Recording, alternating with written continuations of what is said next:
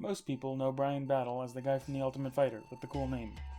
Okay, most people don't actually know him yet, but those who do probably know him from The Ultimate Fighter and for his cool name. Fortunately for me, he's been fighting for my local promotion, the B2 Fight Series, formerly Hard Rock MMA. So I figured I was in a good position to give a primer on the style and the story so far of Bryan Battle. On the feet, he tends to move forward behind heavy, if sometimes wide or looping punches.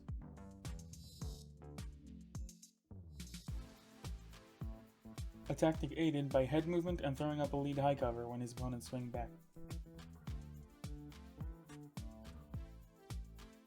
When this aggression pushes opponents back, out of range, if they linger just outside boxing range or as they step back into range, Bryan will tag them with kicks, both round and straight. This leads to a lot of leading with kicks as his opponents step in and then following up with punches.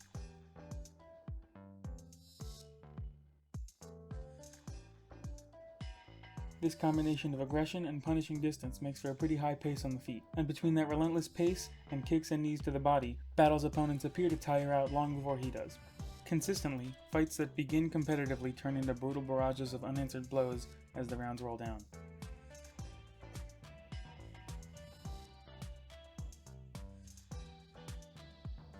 This disparity in endurance may be due to another part of his game too, as many of his fights are less displays of tricky kicking and more displays of heavy, grating wall wrestling.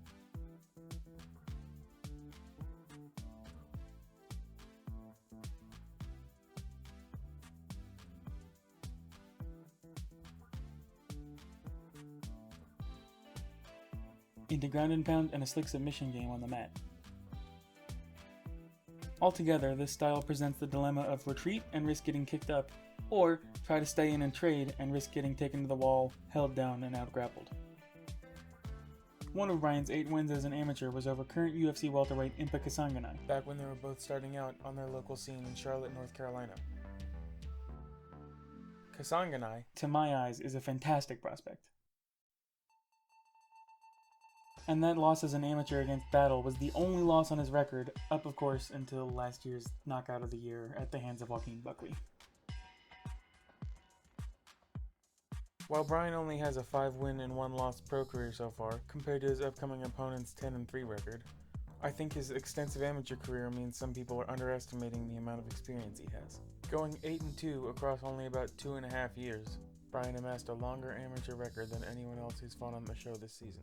However the 29th season of The Ultimate Fighter plays out, and whatever one might have to say about the level of his opposition so far, I think he's a promising fighter with a strong early record, and I look forward to watching future performances out of Bryan Battle, whether that's in the B2 Fight Series or the UFC.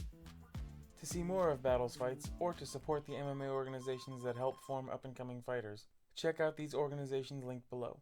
If you enjoyed this, please consider subscribing or following me on Twitter, also linked in the description.